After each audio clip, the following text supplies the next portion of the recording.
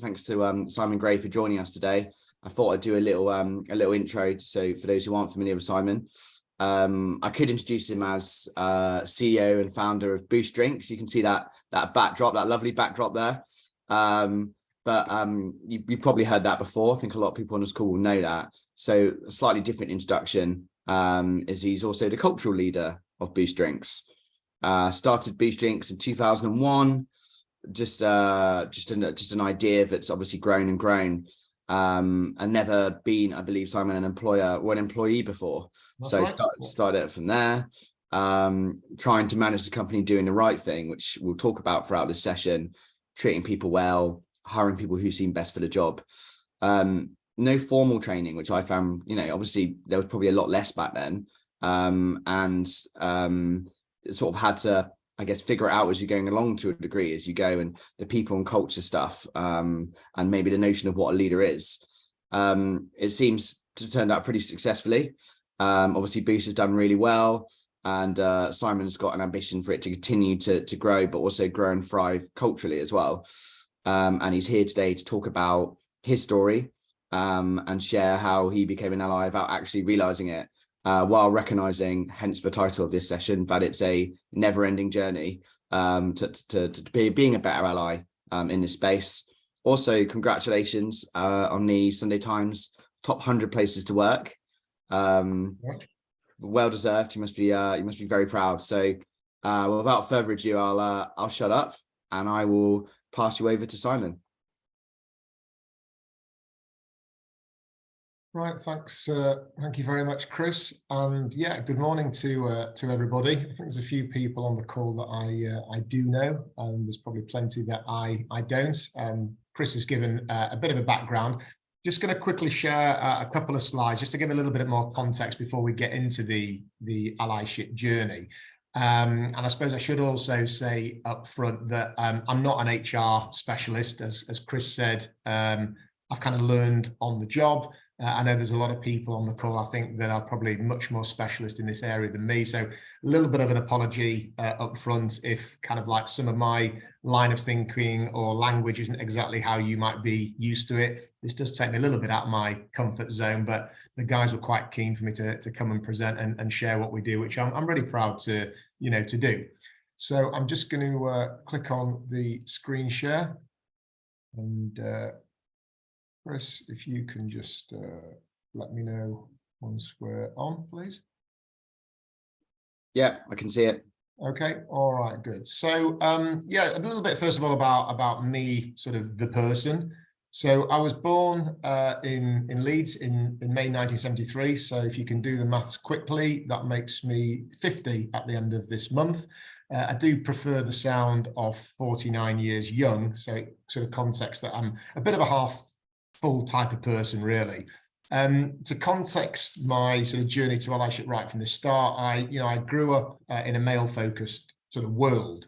There was mum at home with me, my dad, and my brother, and plenty of football conversation.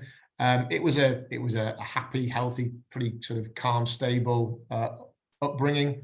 I went to an all-boys school at Leeds Grammar School, and I suppose this was like the first time that I recognized that I probably had quite a bit of privilege without really understanding sort of, what the concept, really was. That started to broaden when I went to, screen's moving quickly, when I went to university. Just bear with me, so when the text starts to play up.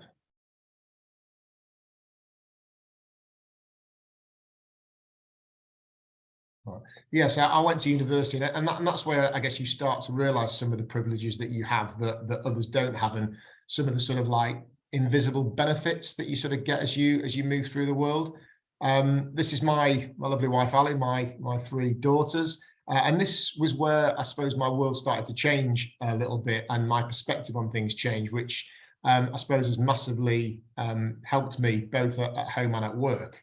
And I've not just put up a smiley picture of me as the last thing, because this was just wanted to context a little bit that, I fundamentally believe that we are all human beings first. We all have kind of functional roles that we play. But I guess the key for me is, is to be just yourself. It's likely to make you happy. And I strongly believe that happy people just tend to be the most productive people. And I know years ago, people used to bring their kind of professional self to work, and we talk a lot more now about bringing the full you to work, being more open, more vulnerable. And I'd rather the conversation be, and the mindset to be, that, you know, we're all fellow humans rather than, you know, business colleagues. I've always been I guess a bit of a leader type since I was at school, and pretty confident. But like Chris said at the start, you know, I've never really, you know, had a boss. So from that perspective, you know, while I had a passion to grow, you know, I have been, you know, very much, you know, self-taught. In terms of who are Boost the brand, you know, I was an energy drinks consumer at university. After I left uni, I had a sort of summer job in the food sector where I started to learn all the stuff that we kind of do every day now: shelf life, barcoding, buying, selling, all that type of stuff. But again, never sort of managed people. Our focus has always been in the wholesale and convenience market. Very much that's where sort of the usage for sports and energy, you know, is all about. There was no vision, there was no business plan, there was no kind of cultural agenda. But I did start to notice again quite quickly how male dominated and the lack of diversity that there generally was in the wholesale sector. You know, I'm not an innovator by trade. You know, we're very much a fast follower brand, but also a fast follower business. You know, in a nice way, we steal with pride. It's cheaper, it's quicker, and it's proven. And that's been very much the way, you know, with you know, our people approach, you know, as well. And I strongly believe that, you know, you don't always have to have a perfect plan. I think you just kind of got to get on with it, and you can learn and polish sort of along the way. This is what sort of 20 years looks like in about 20 seconds. So yeah, we're all about quality and affordability. Picked up a nice few awards along the way. We grew substantially in the last recession when a lot of the value for money brands like, you know, Aldi and Primark. And that's when we started to, you know, invest quite heavily into the team. And we started to challenge some of the sort of historical norms about, you know, how we work. And now the brand has gone from strength to strength, and we've got, you know, some really, you know, strong market position with the sector. The bit you can't see on here, which we are going to focus on today, is really how sort of the culture has developed. So just a headline in terms of who are Boost the business. So there's only 35 of us. We're pretty highly motivated, a pretty engaged kind of bunch. We're ultimately a sales and marketing business. Everything is outsourced. From a manufacturing logistics perspective, you know, we turn over about 80 million. Our purpose, as it says there, is to energize everybody in every way. So this is probably the scene set for how we roll. And a lot of people talk about purpose these days, and, you know, we're not all born necessarily with a purpose. I do believe you can kind of find it along your journey. It doesn't have to be as huge for me as, like, you know, changing the world. But I do think you have to have something to sort of hang your hat on. And for years, it was kind of all in my head. I felt it was important that we better articulate it to help drive strategy. It's not perfect, but it's pretty central to you know, to what we do. What does it mean? Well, it's about functional products to get people through their day, but it's also about how we do business. It's about how we engage. It's about how we help the team get the most out of their days, but also the most out of their careers. And I guess, you know, we all spend so much time at work. You just kind of want to enjoy the ride and get the most value out of it, you know, and that value is, you know, really what we call like the sustainable outcome. So it's delivering profit, it's delivering for the people, and where we can also deliver for the planet. And as I said, the value, I think, is in the lessons that we learn, and also the, you know, the fun that we have, and it's the people element that obviously we're going to focus on, you know, today. We're never looking to be, you know, the biggest business out there, and we don't necessarily, you know what the best version of ourselves looks like. But I guess the investment that we make into this, the differences that we recognize, you know, between the people and the diverse thinking, will hopefully enable us to, you know, to be the best version. Strong believer, it's all about mindset. This is where it absolutely all starts. You know, I often talk internally that the mind is kind of like a flexible mirror that you sort of adjust, and you can hopefully see a better world that's out there. and I've seen very much, as I'm sure we all have, whether you're at home or you're at work, the difference between those that have a fixed mindset and those that very much have a growth mindset. Our business values, I wanted to share as well, because these are the bedrock for everything that we do, and all really help lean into that journey of allyship. The first one is absolutely being brave. As I said at the start, I'm not an HR specialist. I feel that taking risks, though, like coming on here, to talk today, it's trying to better myself, it's trying to better the business. And I strongly believe that, we've got to take some risks, rather than, sort of just taking no steps at all. We're brave in terms of proactively trying to almost change a little bit about, the way people think and some of the conversations that they have. We encourage, a bit of vulnerability around the workplace. We don't always have to have all the answers. I use a phrase called carefrontation as opposed to confrontation, because people could think being brave is about confrontation. I like us to, trouble the people that are comfortable, who are in a comfort zone, but at the same time, I also want us to comfort the people that are troubled. Opening our minds is very much about, what it says, and it's trying to really, understand what somebody else's day-to-day looks like. We very much, are on the front foot always with opportunity. Right at the start, when I set the business up, we had a lot of part-time and female employees. Some people will see that as a challenge. We saw it as an opportunity. We've always had strong female presence, on our leadership team. We have even now a part-time people and culture director. And I guess that the biggest probably opportunity is a lot of people talk about psychological safety. And it's giving the opportunity for people to safely share, what they think and how they feel. Simplicity is very much around just giving people the basics. We don't need to overthink this. Let's make sure it's in a language and at a pace that everybody can keep up. And the Together We Succeed, again, another critical one. This is about just having each other's backs. There's a big focus here on emotional intelligence and how we interact. And it's also it's never about like reprimanding people if people get things wrong. It's about educating and learning together. And yeah, as Chris said at the start, really proud that, after sort of 21 years, we've been acknowledged. And again, this is the team and their feedback that feed into this process. So yeah, really proud to be voted in this week's, or last weekend, should I say, top 100 places to work. So I'm going to come off screen share. Chris, hopefully that gives a little bit of context. Yeah, thanks, Simon. Really appreciate that. It's really a really interesting journey you've been on there. Yeah, so I had a few questions for you. And yeah, so for everyone on the call, I've got a few questions I'd like to ask Simon, and then afterwards we'll open up the floor to any further questions as well. So I guess I wanted to start by asking a bit more about, can you give me or give us a whistle-stop tour of your allyship journey to date? Yeah, I think I may have said this at the start, but in case I didn't, I think it's just about, I think you said it actually, it's about doing just the right thing. It's about being a decent human being. You spend so much time at work, you want to enjoy the environment. I saw, I guess, like I say, working with, lots of females in the business early on, about how much better I think women are articulating how they feel about things. We've done a lot of recruitment early on that were probably for sort of skills and experience, which brought, a lot of success and benefit to the business. But I think it also brought some sort of more traditional behaviors, people from maybe some sort of more corporate backgrounds in SME that weren't necessarily wrong for those environments, but in terms of what we were trying to achieve, didn't sort of really sit that comfortably.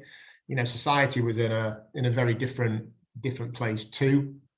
And I also found early on that, everybody I believe is a good person deep down. And I don't know whether they're either trained to sort of play games in the workplace, or people are just a bit naive. People are a bit, scared to be called out for sort of recrimination that comes with that. This is where I think the education, piece comes in. And as I said, I think it's always been about trying to sort of better understand some of the beliefs that people actually have. And this we should probably just talk a little bit about actually our culture, and I suppose how we roll as an organization, and not being the employee or the employer before you don't almost realize how important the overarching sort of business culture is. and recognize some of the damage that can be caused, if your culture gets, eroded. So I had to define very much the culture, and this was a lot of my personalities and beliefs. And again, it's about, doing the right thing. It's about treating people with respect. It's about being kind and fair, and it's about, giving everybody, a voice. We very much, implement this at the point of recruitment, so people know within the organization, the type of business, hopefully that we are. I also quite early on joined a business, like a peer-to-peer leadership group. So I was sort of challenging ideas and situations with other business leaders and owners. I think specifically around allyship, I guess we've made sure early on that it has to be acknowledged that it exists. It has to be brought into conversations, and it has to be very much led from the top. But right through the business up and down, all the time we're getting more learned experiences.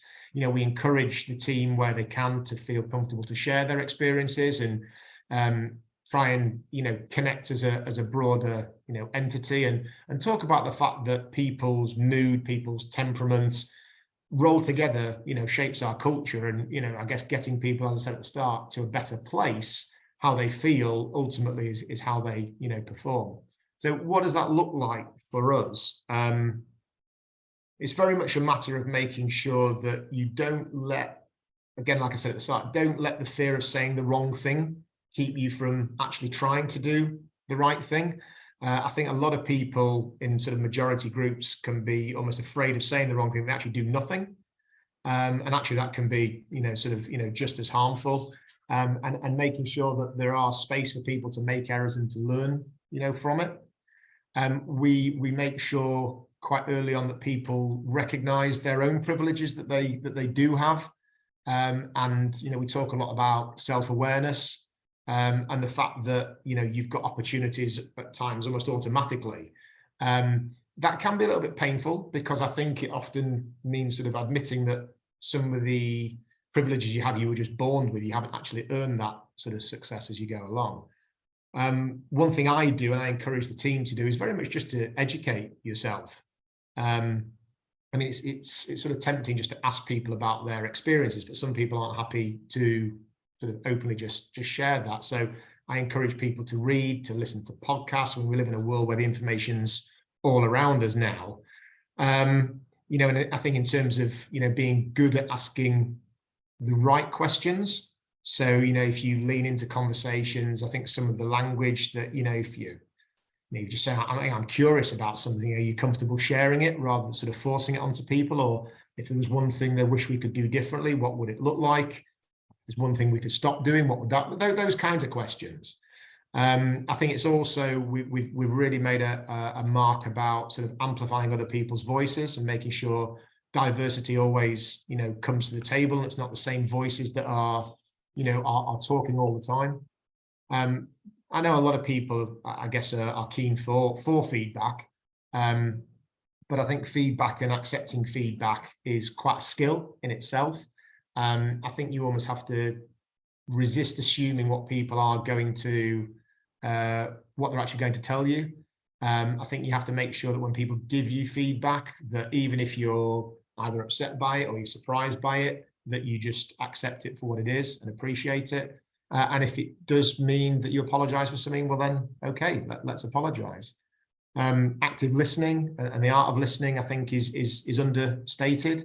I think a lot of people hear things, but they don't actually listen when people are talking. They're already working onto the kind of the next question that they're about to ask. We have diversity training, so things are evolving all the time. So we better understand, what we don't know really. And arguably one of the biggest things that we're getting better at is actually giving support in the moment when you see something happening. So if you see it, say it, kind of thing. Don't wait for people to react.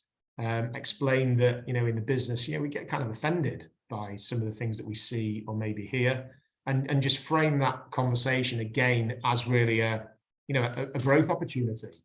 So this is where I guess all the things that we do, I guess it hopefully retains people. it facilitates easier recruitment. So I guess we just believe that, if it keeps costs down as well from recruitment, why wouldn't you do all this stuff? And society's changing, faster than ever. I like us to try and be a little bit, if where we can, ahead of the changes that are coming. And somebody said something to me the other week that you change your wardrobe as fashion changes. So you should be changing your behaviors as society changes. So I thought that was, actually that makes a lot of sense. So that was basically, I guess, the journey we've been on. And I suppose a lot of it really kicked on probably for us in about 2018. So there's only sort of 4 or 5 years ago now. I knew where I wanted us to get to. I just didn't really know how. And a few of you on this call may have met Eleanor, who's our people and culture director. So she's been part of Women in Wholesale as well. And she was, again, sort of, a massive enabler and a massive sort of almost like mentor and coach for me in terms of, how we're going to, keep this journey evolving. Thanks, Simon. Really interesting stuff there. And you can tell it's interesting because there's a ton of questions coming in already. Don't worry, everyone, we will get to your questions. And it's really interesting when you talked about broadly, I mean, I've said before in some of these calls that probably the number one barrier in terms of more men getting involved in around gender equality and diversity is fear sometimes, because they're scared of saying the wrong thing. And I can say I've genuinely never experienced that as someone who consistently gets stuff wrong. And it's interesting you say that, because it is a theme that we see coming through.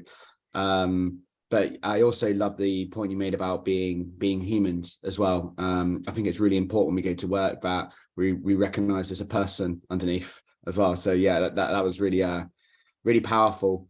Now you just touched on, you mentioned the people and culture director. It'd be great if you could tell us a little bit more about how that's worked and the change that's been driven from that.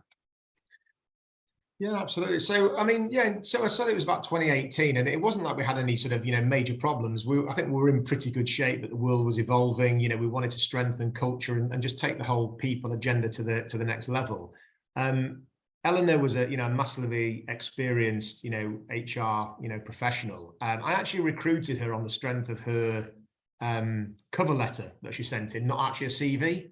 It felt the way she wrote to the business when she applied for the job. It just, again, felt like a conversation with a human being, as opposed to just a list of facts and skills and that kind of thing. And I just connected with her immediately.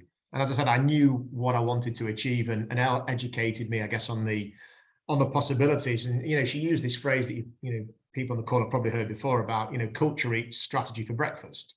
And what did that mean? It was very much that you can have the best business plan, you can have the best brand plan in the world, but if you've got an unhealthy culture, you just won't nail that strategy to the best of your potential.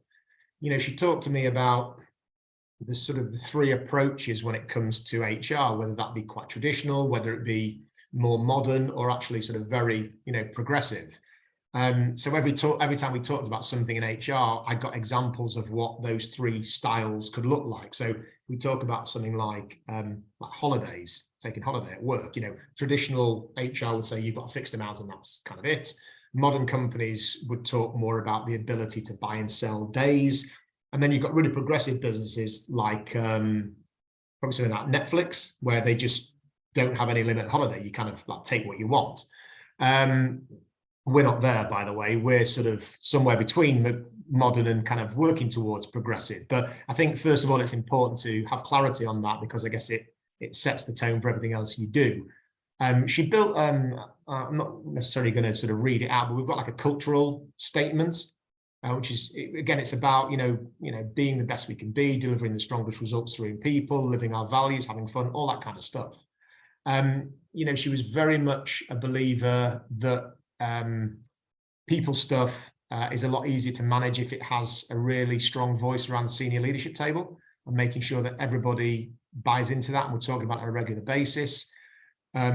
We have for a business of 35 people, we have a pretty healthy budget for HR of about 200 grand, which I think is quite a lot for an SME. We then got to work focusing on, our values and also the behaviors that sit behind the values, and making sure that the shadow that the leadership team set across the business is consistent and ultimately, sets the tone. we started looking at our, review system. We have a section on values and behaviors that are linked to, the bonus schemes that we have.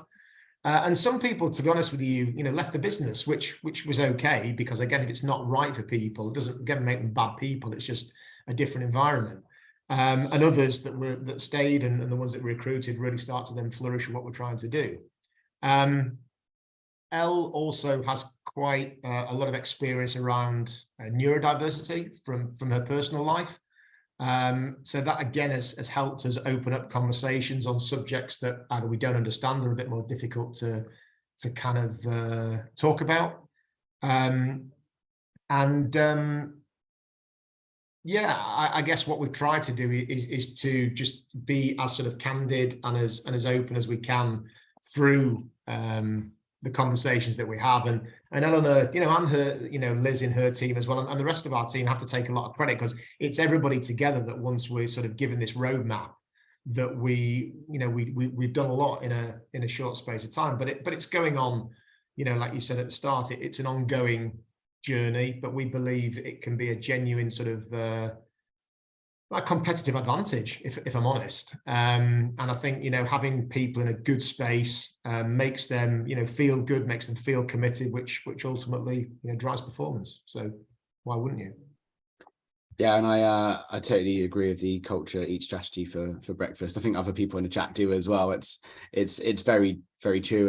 And talking of culture, you've mentioned that you have these cultural themes each year.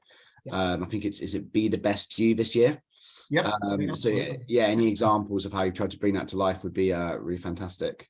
Yeah, there's probably two sides to look at this. So we have a kind of a calendar of activity where each month sort of has a theme. And other businesses, I'm sure, will do this. So January was very much about wellness. And what we've done is make, we have business sessions, whether that's online or face-to-face, with osteopaths, mindfulness coaches, nutritionists, GPs, because I guess some people have more access again to things that, than others. So we try and, offer what we can there. February was about the vision and the journey. So it was a bit more about the business and how you can be the best within the business. March, actually, we sort of eased up a little bit on some of the stuff because it can be coming thick and fast. April was about creativity and habits.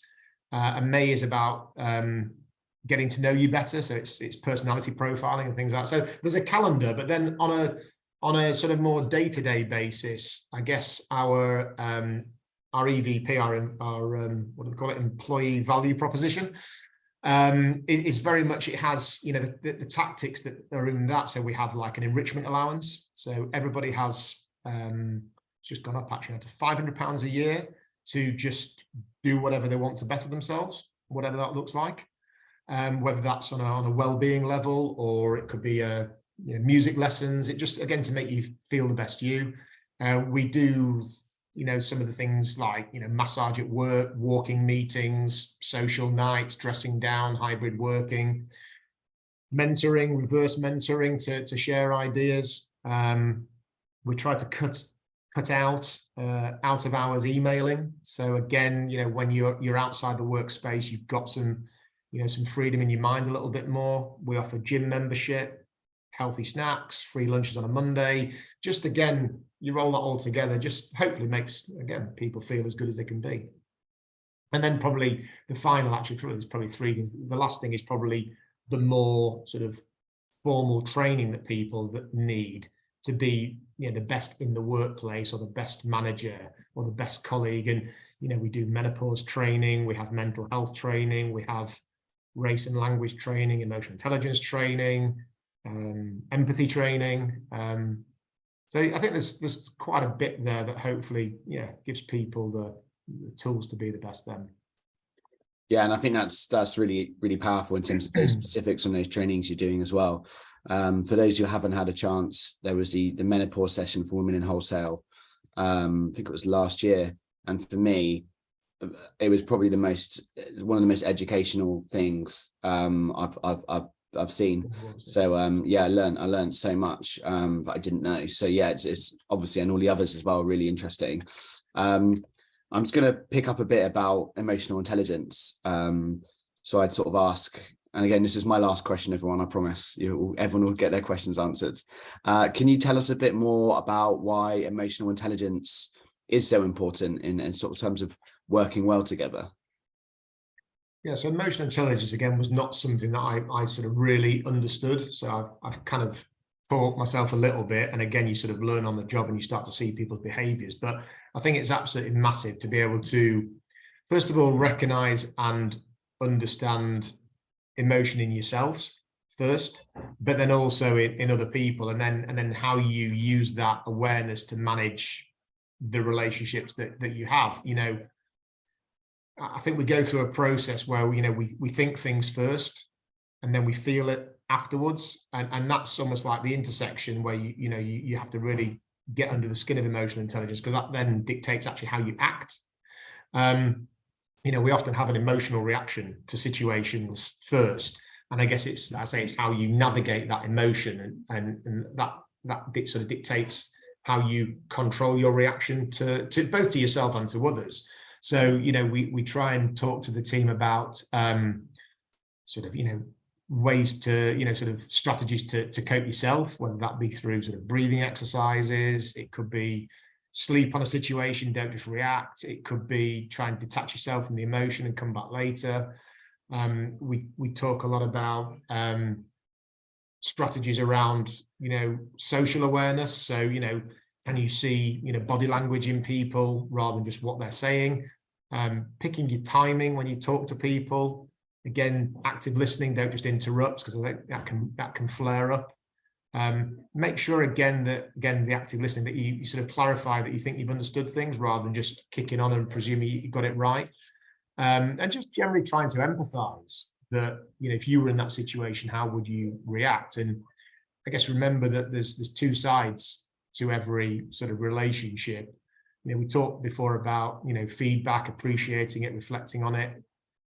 If you are angry, then let's say try and de-steam and use that anger with a bit more purpose rather than just with emotion. I guess, we try and sort of not sort of encourage, blame culture. So just let go of the blame, focus on sort of repairing the situation, learning from the situation. So yeah, it's sort of the superpower, I think, that I'm trying to work on, and I would encourage everybody that it's massive and it's so central to everything. Yeah, brilliant. You're totally right in terms of it being a superpower. Certainly, one thing I'll remember from this session as well. And we've got a ton of questions coming in, which is great. And a couple actually on the same topic, which is about motivation. So how do you find that is the best way to motivate people, especially in tough commercial times? And how do you keep your team motivated? Yeah, we've definitely been through we are in tough times, currently. We obviously had a very tough period as a globe, through the pandemic, and this for me is actually when you really start to show, how much you care about people, how important they are to what you do. And if anything, we started to almost like up investments at those times. It's quite easy to take investment away. Everybody's looking at, the P&L, and I have to understand that, SMEs can operate in a different maybe space to maybe, corporate or PLC world. But for us, we'd be sort of investing harder, getting closer, making sure that we really understand. And this is where you have to really start to live your values. So it's all right just sort of having them like we have on the wall, but this is when you're going to get truly measured. And again, getting people, not every day can be a good day. So I guess, when people are really up against it, that's when we'd probably, say invest more time, more money, because I said it's going to drive performance. So if it's tough trading, then yeah. Thanks. Yeah, thanks to Francis for that. Everyone, I'm just going to keep recording if that's all right, because I think there's some really interesting questions coming through. I got a question from Rachel as well. We've just launched our first colleague network. Congrats. And have people asking us how they can be allies. Do you think it's a responsibility of underrepresented groups to invite people in and help people to be allies, or should people be encouraged to use their own curiosity? That's a good question. I think I sort of touched on it lightly at the start. I don't think there's a right or wrong for this. Again, the individuals will know best how they feel. I think some people would want others to take the lead. They might not feel comfortable about talking, about situations. Other people would very much be on the front foot and want to share. So whether you do things discreetly, whether you do things sort of off the record first to try and really understand, what this looks like for people. We have even little things like, suggestion boxes, in the office, to drop things in where people can be a little bit anonymous about it. Working probably with your line manager, independently first. And then the managers bringing things back to the organization. So at a level, whether it's a committee or a group come together to discuss how your team are feeling. So yeah, I don't think there's an either. It's an either or. I guess we as an organization, because of the sort of the kind of the cultural statement that we put out on the start, we encourage people to be open. We try and create a safe space for them to be open. Then you hope that people would actually step up rather than us having to, sort of take the lead. And we're starting to see that. Where that's not the case, then absolutely, it might be more for the allies to try and, approach them. But again, doing it with sort of, sensitivity and care. Awesome. Now, yeah, I'm not going to do these questions in order. I'm going to do probably how they flow a bit better. So this one's from Tracy. Simon, how did you help colleagues develop feedback as part of your culture so they're comfortable in giving and receiving? So feedback's again a topic that I didn't really sort of appreciate and recognize the value of, and it can, I guess, first of all, feedback can come in so many different ways. It can come as soon as you walk out of the meeting. Say, oh, have you got a minute? Can I just share something with you? It could come in a more formal kind of process, whether that be monthly check-ins, whether it be sort of appraisals. We do full engagement surveys across the business. We do snappy quarterly pulse surveys. We also do, on a quite a big note, every 2 years we do it's a piece of work. In fact, we're doing it now where we actually talk to the internally, but also externally to the trade, to suppliers, to customers. It's called brand health. So it's it's almost like business due diligence, on ourselves. It's done by a third party, so we don't know anything about it. So there's sort of multi-layers in terms of, where we do feedback. Again, a lot of it can be anonymous, but at the same time, I think sometimes, it can be more helpful to know where that feedback has come from. So you can context it, you can work with, people on it. But again, I think it all sort of goes back to, again, sort of setting the bar with your sort of, cultural approach that, we are going to encourage feedback. We want people to embrace feedback, because I think the more clear you are with that, then when it comes to recruitment or retention, it will just flow. It will flow from there. Great. Now on the menopause, which I know we just discussed, for Michelle, great to see menopause being mentioned. Who provided your training? Is it mandatory for all people managers? Is there a sort of a policy or a champion and cafe menopause champions and cafes in place? So we have a well-being committee, first of all. So menopause, I guess, is one area that we focus on, within well-being. And it's only something that we started the other year, and it's not my specialist subject, but I have learned a lot in the same way, I guess. And the reason, should I say as well, some of the things that we sort of try and showcase to people in the business, helps in the business, but it just helps people in life. I also, my wife is kind of at that stage in her life, and, you have daughters who will be, experiencing things in years to come. So it's a massive eye-opener, personally and professionally. With people managers, the course itself was mandatory, because I guess, it's such a big topic, and you think you understand it, but until you go into these sessions, you hardly know anything. We had, and I'm sure others have been through these kind of trainings before, but some of the guys in the room were given heat jackets to wear, just to start to try and experience, the hot flushes that women might be experiencing. And I think it's important that either, as the manager, that you recognize people in your team might be going through the menopause, or if you know some of the signs, your manager might be the one that's going through the menopause. So it works in both directions. So we did make it mandatory for everybody to go to at least one. I guess the deeper training, that's more there on a voluntary basis. Great, thank you. And this one's from Helen. So Simon, as you have shared, you are self-taught. We're trying to start a book club. What would you recommend as your must-read book? I'm getting more into podcasts these days than books, but the one book that I think was pretty transformational for me, and it goes back into the emotional intelligence conversation, which then leads into allyship and everything, is The Chimp Paradox by Steve Peters. So I bought, again, for those who do or don't know it, you only have to read the first chapter or two, and I bought everybody in the business that book. And I said to them, if you don't like reading, just do me a favor and do everybody a favor and yourself. Read the first chapter or two, and you'll kind of know the headlines, and you'll start to realize that the way the mind operates, some of it we can control, some of it we're influenced by things. So yeah, that would be the one for me. I literally typed it to my browser now, so I'll be buying it after this call. Hopefully you're not. Hopefully you are on commission on that. You get a load of sales.